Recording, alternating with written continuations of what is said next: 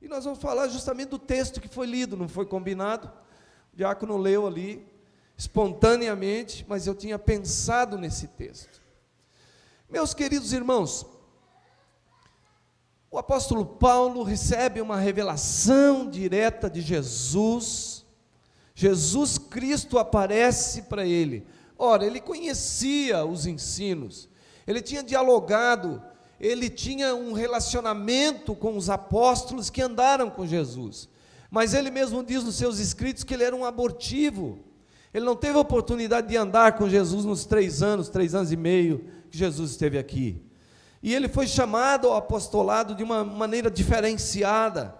O próprio Jesus Cristo encarnado em toda a sua glória e beleza, apareceu a ele, e ele ficou cego por causa da glória, da presença de Deus. Ali ele estava indo a Damasco, para prender pessoas que estavam na tal igreja chamada Caminho, povo que tinha encontrado Jesus, o povo que tinha sido liberto, e o povo que agora estava servindo a Jesus a qualquer custo, e muitos estavam espalhados depois da perseguição de Estevão. E ele foi a Damasco. Damasco fica na Síria. Segundo alguns, naquele tempo a estrada que se fazia dava 480 quilômetros para chegar a Damasco. Eram montanhas íngremes. E ele pegou os soldados, e ele pegou uma carta de autorização, e ele estava indo a Damasco para prender crentes, e para algemá-los, e para trazê-los de arrasto, para ser julgado em Jerusalém. Alguns deles seriam açoitados e outros presos, e quem sabe alguns seriam mortos. Era essa a intenção de Paulo, e ele saiu em direção a Damasco para isso. Ele tem um encontro com Deus, e depois ele fica um tempo, não é, de preparo.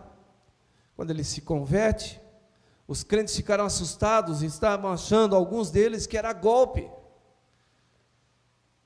Você acredita que tem golpe, pessoa que se faz passar por crente, sim ou não? Tem. Já naquele tempo, alguns irmãos pensaram, esse camarada está fingindo. Como é que pode? Agora mesmo ele estava querendo matar a gente, agora já está querendo pregar para a gente. E aí Paulo recebe a orientação e a liderança de um homem experimentado, o mesmo que vai orar por ele, depois cuida do ministério dele, e orienta ele, e ele passa até o seu ministério realmente tomar vulto. Ele passa praticamente 14 anos, algum deles no deserto da Arábia, recebendo treinamento e recebendo a palavra de Deus. E agora ele recebe direto do Senhor essa palavra, que está no capítulo 11, no versículo 23 de 1 Coríntios.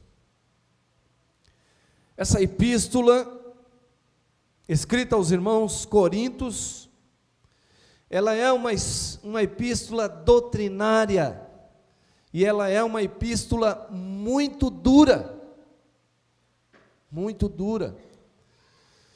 Paulo, pelo Espírito Santo, abre a sua epístola elogiando a igreja.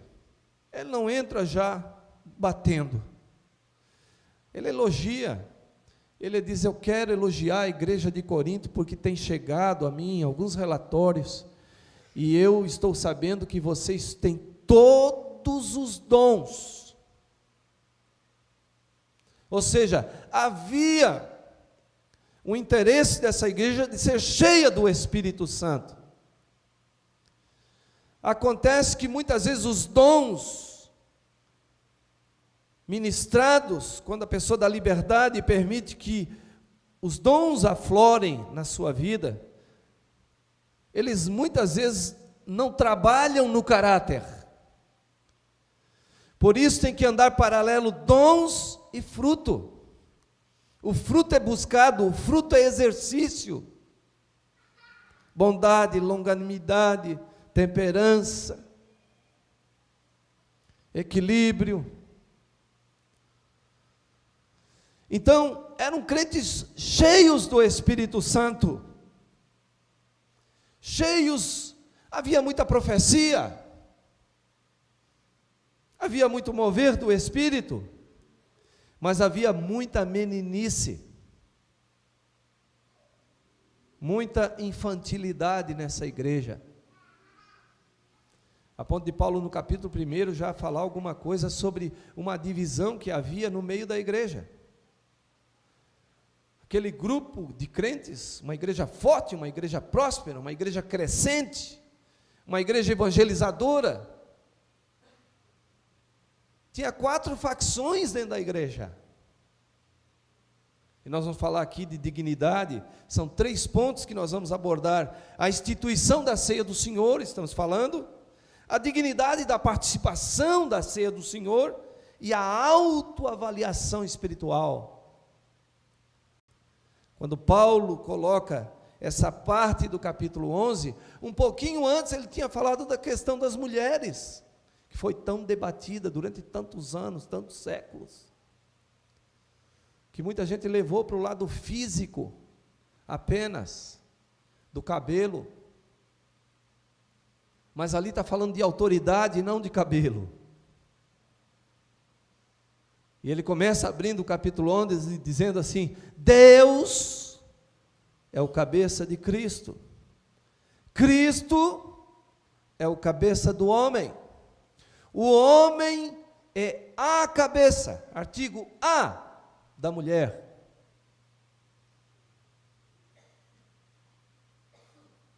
A cabeça. O homem é colocado por Deus como liderança no seu lar e na sua casa. E o homem, quando não descobre isso, a sua casa é um desastre, sua vida é um desastre, seu casamento é um desastre, porque ele vai usar essa liderança muitas vezes para usurpar da sua esposa e dos seus filhos e trazer confusão. Mas o homem de Deus lidera a sua casa com autoridade espiritual, e a sua mulher o admira, e seus filhos o respeitam, porque ele é um homem de Deus. Então Paulo, antes de entrar na ceia do Senhor, ele está explicando essa questão. E o que aconteceu ali para Paulo entrar nesse assunto?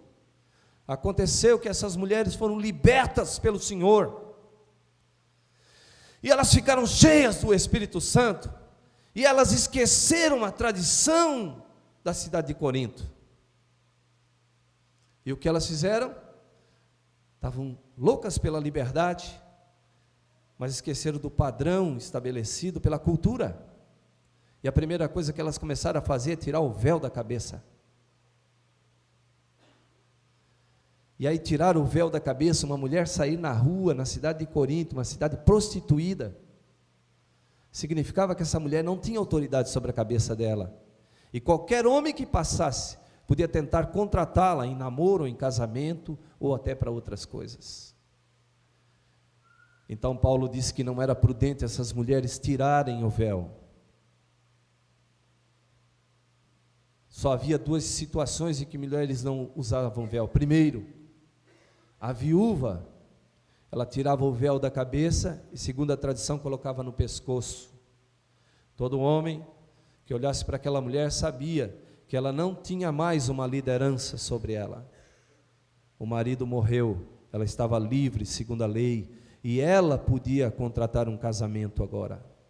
Não era mais os pais, ela não voltava para casa. Ela era uma viúva que podia contratar seu próprio casamento, podia aceitar uma proposta de casamento. Segundo caso, as prostitutas do templo.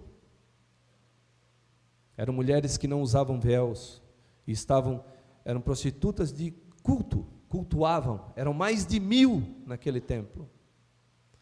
Então Paulo disse: não é prudente, o homem é a cobertura da mulher. Então a filha solteira e a esposa tinham que andar com véu, em reverência à cultura. Aquilo queria dizer: essa mulher tem véu na cabeça, ela tem um líder sobre ela, ela tem um casamento, ela tem um marido. Essa moça tem um pai, se eu quiser contratá-la em casamento, eu preciso falar com esse pai. Eu não posso tomá-la, independente da idade. Paulo lá na frente, no capítulo 7, vai falar das moças que ficavam solteiras por muitos anos, as solteironas. E ele dizia que o pai tinha autoridade sobre essa moça para casá-la ou não casá-la. Isso era tradição. As culturas são diferentes, não é? E aqui no Brasil essas coisas evoluem muito rápido.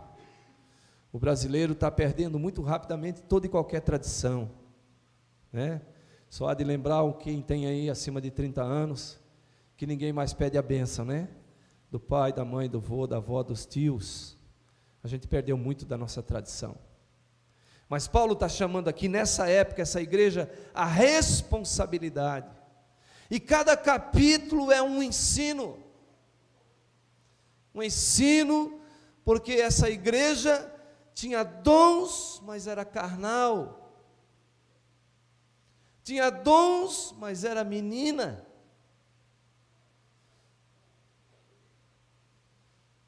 A minha vida e o meu ministério nesses 30 anos sempre foi ensinar a igreja nos caminhos do Senhor, pela palavra do Senhor. Eu não quero chegar diante do meu amado Jesus e ele dizer assim: você tinha a palavra, você tinha meu espírito, você tinha minha autoridade, mas você não ensinou. Você pulou, fez festa e não disciplinou, não corrigiu, não ensinou, e o povo se desviou. Eu quero mesmo que alguém, um ou outro, se desagrade da minha palavra mais dura, mas que eu possa chegar diante do meu Jesus e dizer: Senhor, eu ensinei tudo que eu sabia que eu podia, e eu tentei corrigir, e eu tentei falar, e alguns têm ouvido e ouvem e se corrigem, alguns não. Então, quando ele diz assim no versículo 23 e 24, porque eu recebi do Senhor o que também transmiti a vocês, que o Senhor Jesus, na noite que foi morto, ou que foi traído, ou na noite que foi traído, foi morto depois, pegou o pão e deu graças, e o partiu, e disse a eles, os seus discípulos. Era um extrato do estabelecimento da ceia do Senhor.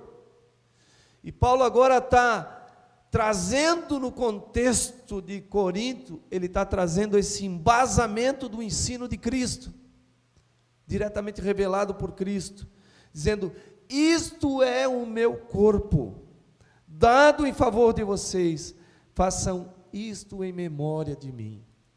É o início da instrução de Paulo. Ele está lembrando a igreja de Corinto o que Jesus estabelecera. Ele está lembrando e recapitulando a última ceia. Provavelmente ele está citando aqui, quando ele diz: isto é meu corpo, esse é o cálice da nova aliança no meu sangue. Ele está citando Lucas no capítulo 22, 19 e 20. Está trazendo a memória, porque Lucas andou muito com Paulo. Lucas escreveu o livro de Atos. Eles eram muito companheiros. E provavelmente ele leu os escritos, leu o livro de Lucas, o escritor. E ele cita aqui, mais especificamente, Lucas 22, ele diz: e tomando o pão, deu graças e o partiu, e deu-lhe, dizendo: isto é meu corpo que é dado por vós, fazei isso em memória de mim. Semelhantemente, depois de haver ceado, tomou o cálice, dizendo: este cálice é a nova aliança no meu sangue, que é derramado por vós. Você já refletiu sobre isso? Você já parou para pensar que você só está aqui nessa noite porque o nosso Cristo não abnegou daquilo que veio fazer? Você já tomou consciência de que ele em tudo foi tentado? Em tudo foi tentado, mas não cedeu, não pecou. Você tem consciência que ele passou 40 dias no deserto, em jejum absoluto? E que Satanás, foi permitido a Satanás vir tentá-lo. E que ele vence Satanás única e exclusivamente citando a palavra de Deus naquilo que já estava escrito. Ele não inventou uma doutrina nova. Ele falou daquilo que já estava referenciado na palavra de Deus. Então Paulo traça esse paralelo. O Senhor Jesus faz esse memorial e diz que vocês façam igual quando vos reunirdes para comerdes do pão e beberdes do cálice. Então, nós temos aqui a ceia do Senhor, ou nesse dia, por isso que eu pedi toda a reverência nessa noite, porque é a expressão maior da nossa gratidão e adoração a Cristo. Esse dia deve ser a expressão mais profunda da nossa alma, da gratidão do que o Senhor fez. Então eu tenho bastante reserva no meu coração, de pessoas que às vezes estão displicentes no culto de Santa Ceia. É um dia que a nossa mente, o nosso coração, os nossos lábios devem estar ministrando na presença do Senhor. Ieda, que bom te ver aqui, minha filha. Temos orado muito por você, temos acompanhado a sua luta. Temos depositado nossa confiança no Senhor. Bom ver o Caio também, cometido em uma enfermidade gravíssima. Medicina não entendeu, mas Deus entende. E ele está sendo restaurado a cada dia. Isso me faz lembrar de muitos testemunhos de cristãos, homens e mulheres santos de Deus, que enfrentaram grandes batalhas também de enfermidade, de lutas, e foram vencedores, e não correram, e não desanimaram, e não desistiram do Senhor, e não abriram seus lábios para negar ao Senhor, ou para dizer que o Senhor não é, que o Senhor não pode, que o Senhor não consegue. Nada é impossível a nosso Deus, nada. E nós temos acompanhado alguns irmãos nas suas lutas. Hoje conversei com alguns, abracei alguns, não consegui abraçar todos, mas você não faz ideia de como o coração de um pastor e de uma pastora fica atrelado ao povo. A gente estava lá tirando um momento de férias com a família, mas o coração da gente estava palpitando fortemente. E no final, já dos últimos dias, a gente estava muito mais desejoso de vir do que ficar. Com saudade da igreja do Senhor. E você sabe, todos vocês sabem, daqueles que têm mais um pouco de liberdade de conversa com o pastor e abre o coração. Eu sei da luta de muita gente aqui, eu sei da enfermidade de muita gente aqui, eu sei das lutas na família de muita gente aqui, e eu tenho aconselhado e tenho orado. Quem me conhece há 17 anos sabe que eu não sou de estar batendo, nem de pegando, nem de... Não.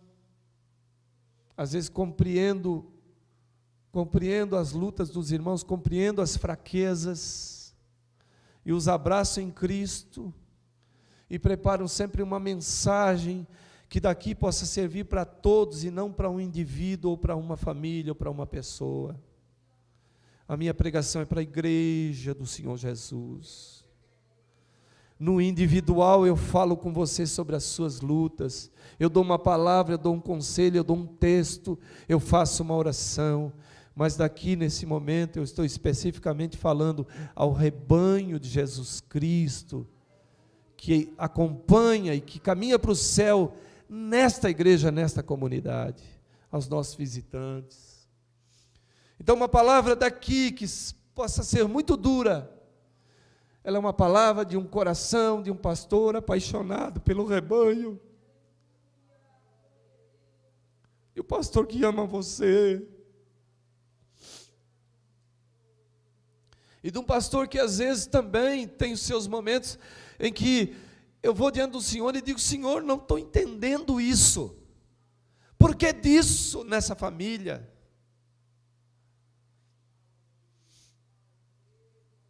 E muitas vezes, Caio, o Senhor diz para mim assim: eu estou trabalhando, tu não entende, mas eu estou trabalhando, estou completando a minha obra, eu estou trabalhando alguns traços no caráter, para que essa pessoa dê mais fruto, para que essa pessoa sirva de bênção ao Senhor.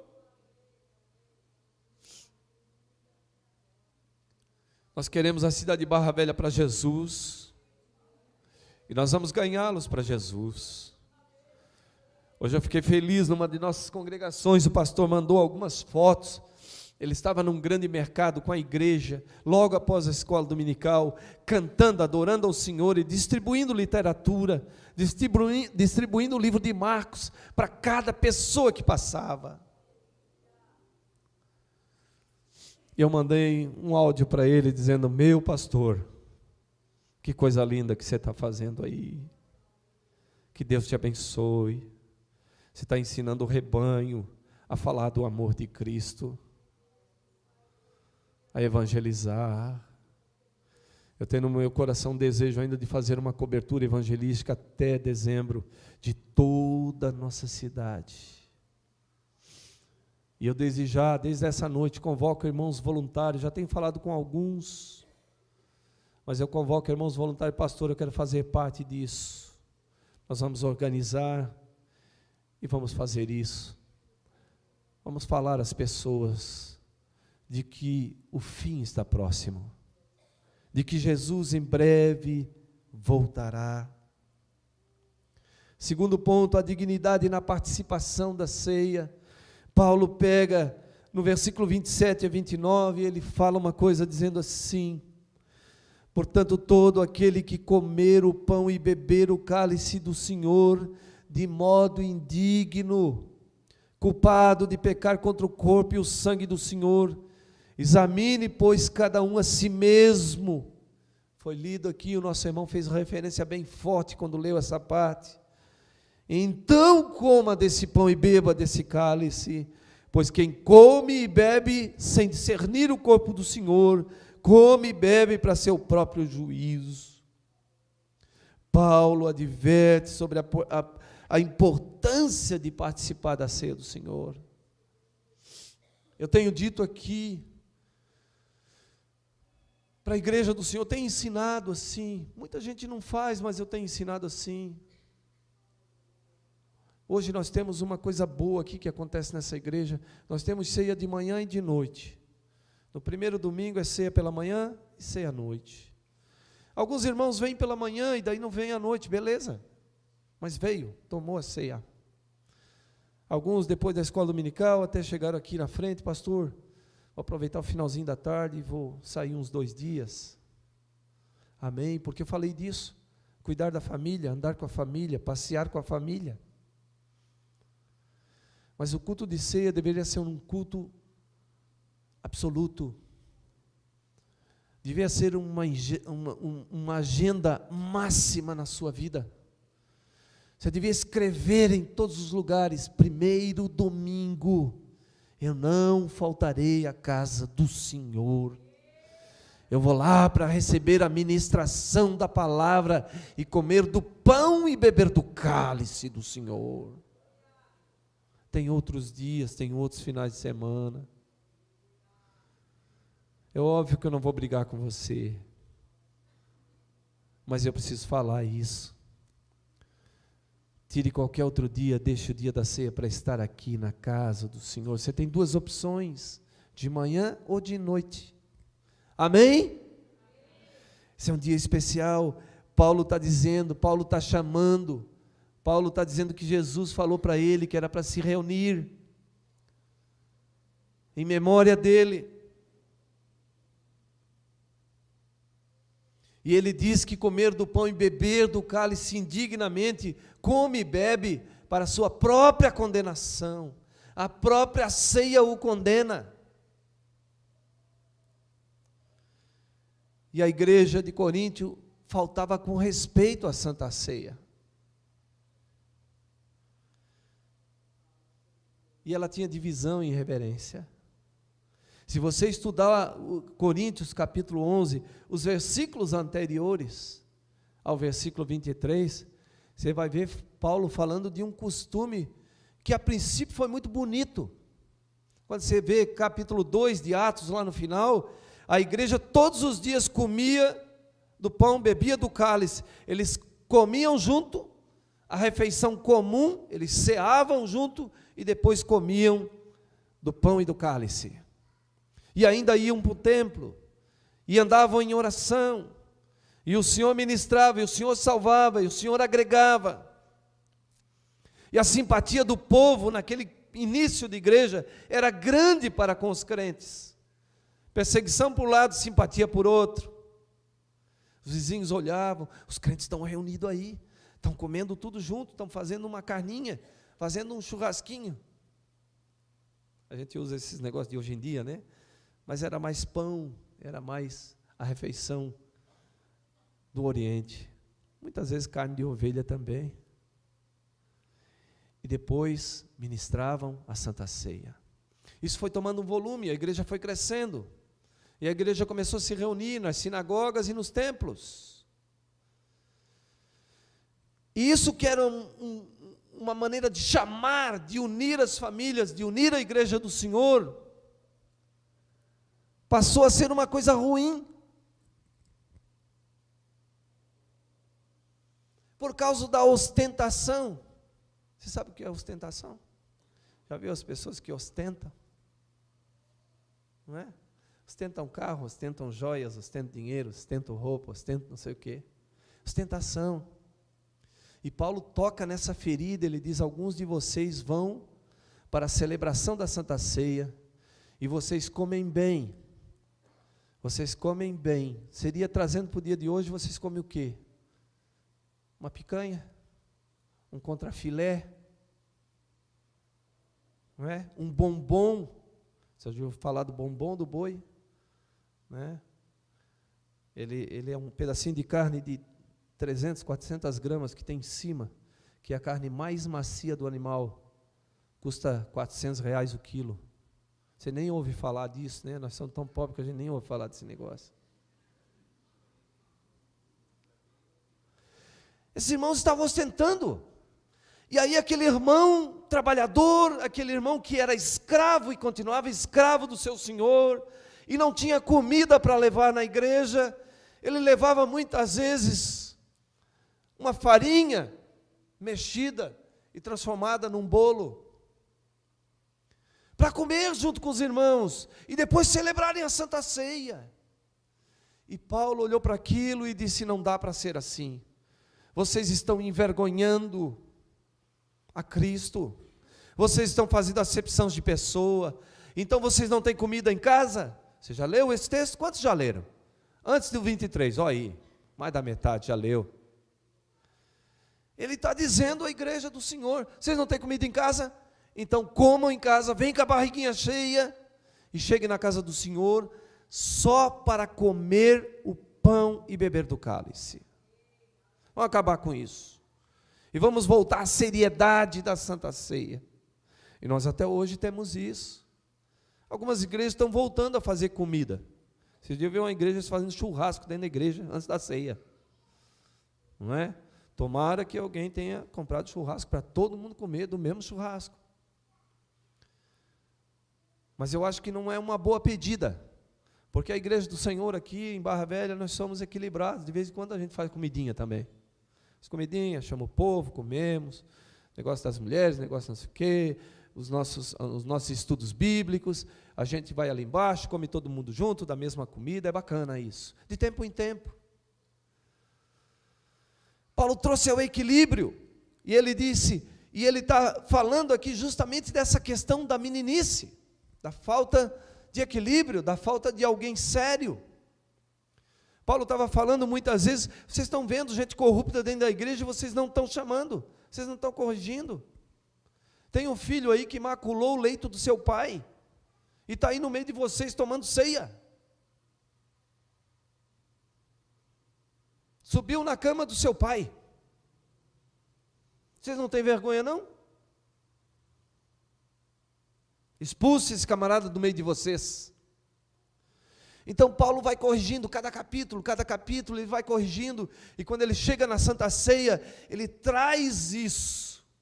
Examine-se, pois. Eu tenho falado cada ceia sobre isso.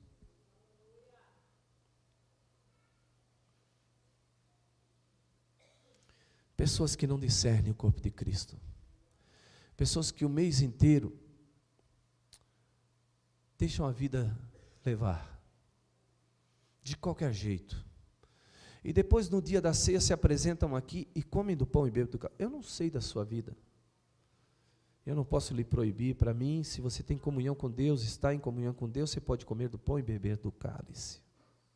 Pacífico isso. Mas eu preciso dizer que existe indignidades. Eu preciso dizer que existem coisas que não agradam a Deus nem ao Espírito Santo. E eu preciso dizer que para a gente comer do pão e do cálice, a gente tem que fazer um exame de verdade, um exame profundo. Profundo. Eu contei aqui de manhã a minha experiência que eu desafiei o Espírito Santo, porque eu achava que eu estava 10. E eu conto isso para que também você pense assim, todos nós pensamos que a gente é 10, que a gente não erra. E eu estava numa ceia aqui, desafiei o Espírito Santo, disse: Espírito Santo, porque eu digo para a igreja sempre, examine seu coração, se você tem alguma dor, alguma mágoa, você tem que procurar o parente, o pai e a mãe, você tem que procurar o irmão, você tem que procurar o ex-patrão, você tem que procurar as pessoas que você ofendeu ou foi ofendido, você tem que acertar. Sempre disse isso, e sempre fiz isso. Mas às vezes a gente faz de forma superficial. E nessa ceia eu desafiei o Espírito Santo, disse assim: Espírito Santo, eu acho que eu estou bem, estou de boa, sou um pastor e procuro ser exemplo para o povo. Mas se tem alguém que eu não estou lembrando, me mostra, me fala. Estralou 4 nomes na minha mente, assim na hora: fulano, fulano, fulano e fulano. E eu estava aqui falando para vocês, e no meu espírito estava dizendo assim: Senhor, deixa eu tomar a ceia, permite eu tomar a ceia, e eu prometo para ti que na segunda-feira eu vou começar a procurar essa gente. E eu de fato fiz isso. Pastor, achava que estava tudo bem, mas pessoas estavam magoadas comigo, e o Espírito Santo deu o nome porque eu não sabia. Não sabia. E ele disse: tu quer saber? Te digo, quem está chateado contigo. E eu fui. 3 delas fui abençoado.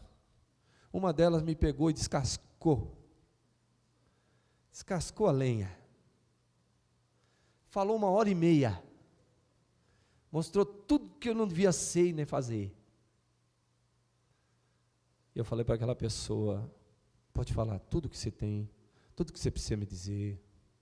Eu cheguei aqui muito jovem, eu cheguei aqui afoito, eu cheguei aqui doido para fazer a obra de Deus, eu cheguei aqui levando tudo de rasteira. Então, o senhor tem razão, e o senhor, como profeta mais velho, o senhor vai orar por mim. Eu quero lhe pedir perdão, lhe dar um abraço. E dei um abraço. Dei um abraço na sua esposa, que eu sei que ela estava zerada comigo, ela não tinha nada no coração. Nem eu com ela. Mas ele me deu um abraço e eu disse: agora o Senhor vai me abençoar, o Senhor e a sua esposa vão me abençoar como um pastor mais jovem. E eu não sou tão jovem, já estou com 63. Esses dias eu estava falando 64, a Vera disse que não é. Fiquei feliz da vida, voltei um ano para trás. 63, marca aí. E saí dali com o meu coração livre. Teve um outro que demorou uns dias, mas Deus trabalhou de tal forma que o irmão Renatinho, pastor Renatinho, chegou para mim e disse: vamos fazer uma visita para fulano de tal. Era o da lista. Vamos, sou marca e vamos. Mas é uma pessoa que trabalha muito. Chegamos lá 8 horas, ele já estava dormindo. Levanta muito cedo, mas nos atendeu. Oramos junto. confessei meus pecados, abracei, choramos juntos. Um homem de um coração nobre. E eu abençoei ele e ele me abençoou. Então, quando Paulo está falando isso, ele está falando que você não está diante de homens. Você, no momento dessa ministração aqui, você está diante do Eterno. E o Espírito Santo está aqui transitando entre nós. Há uma comunhão mística aqui.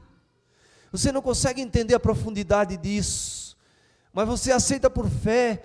Está perpassando entre nós o óleo do Espírito Santo de Deus. Há uma comunhão aqui entre nós. O Espírito Santo está entre nós, se move entre nós. E Paulo fala disso.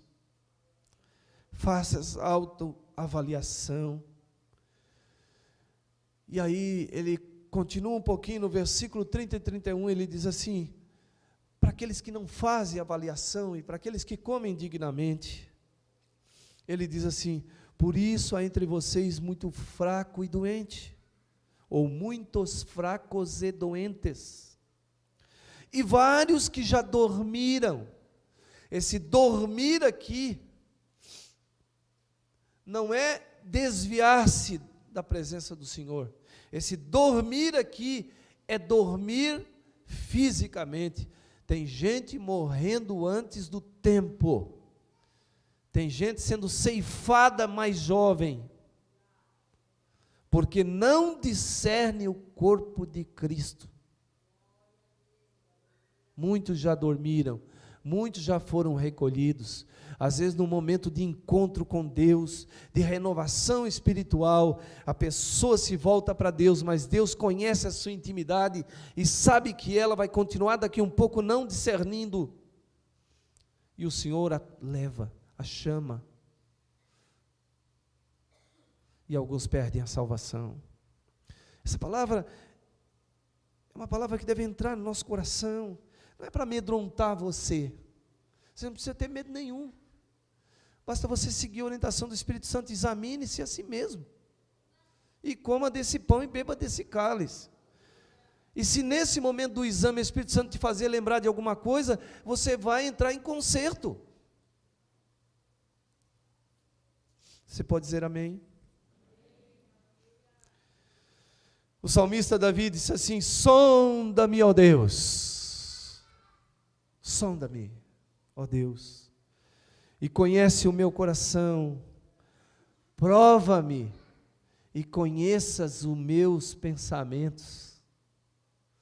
Na prova, no momento de aperto, muitas vezes os nossos pensamentos, eles fogem à fé, ao equilíbrio do Espírito Santo, e a gente passa a descrer.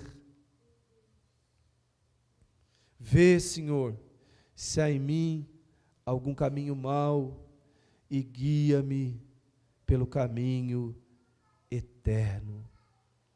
Antes de participar da ceia, peça a Deus que revele a área da sua vida que precisa de um ajuste nessa noite.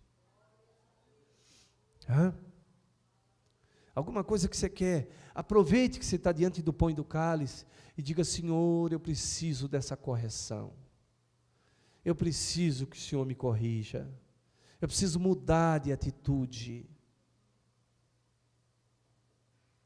A autoavaliação honesta nos ajuda a aproximar de Deus com um coração puro e viver de uma maneira que o glorifica.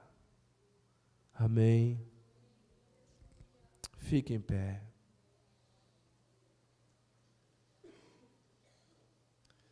Eu não quero que ninguém deixe de comer do pão e beber do cálice nessa noite por essa palavra, mas eu quero que você leve a sério essa intimidade, essa comunhão, essa santidade. E você fale para o Senhor: Senhor, nessa noite, eu quero começar uma caminhada nova na Tua presença, uma caminhada de acertos. E eu quero que o Espírito Santo me dê força e graça para abrir mão de coisas que não te agradam.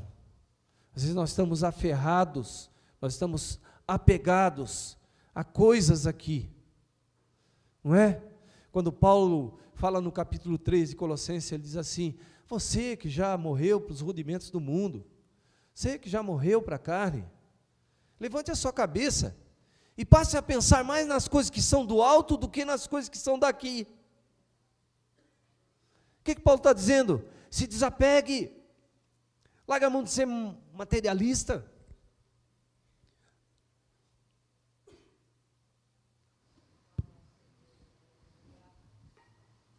A gripe ainda não curou, a garganta ainda não.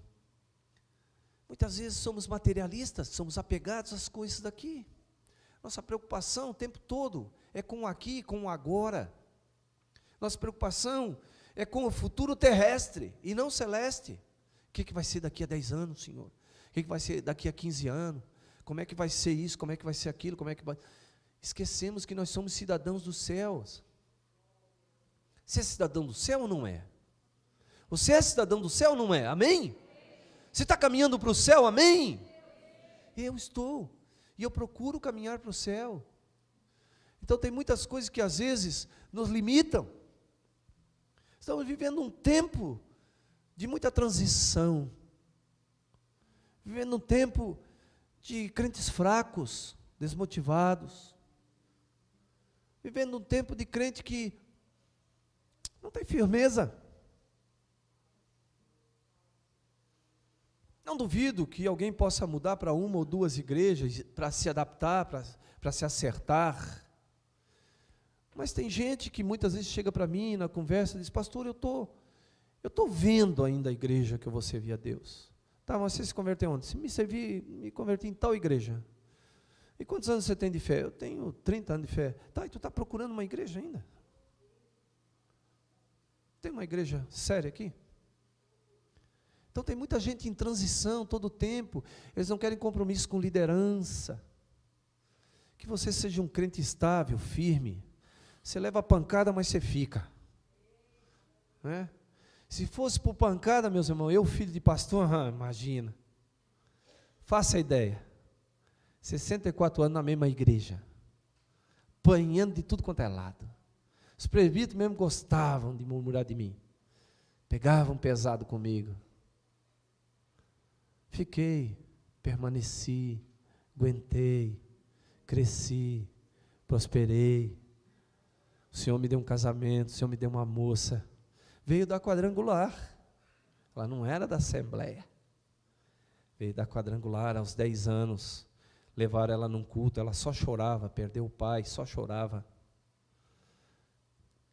E naquela noite, quando entrou, quem conhece a quadrangular antigamente, que chamava a Capela da Bênção, eles cantavam 300 corinhos, e era um emendado no outro. Não importa a igreja que tu és, se atrás do Calvário tu estás. Não é? Como é que é? Ó, tem gente aí que andou por lá.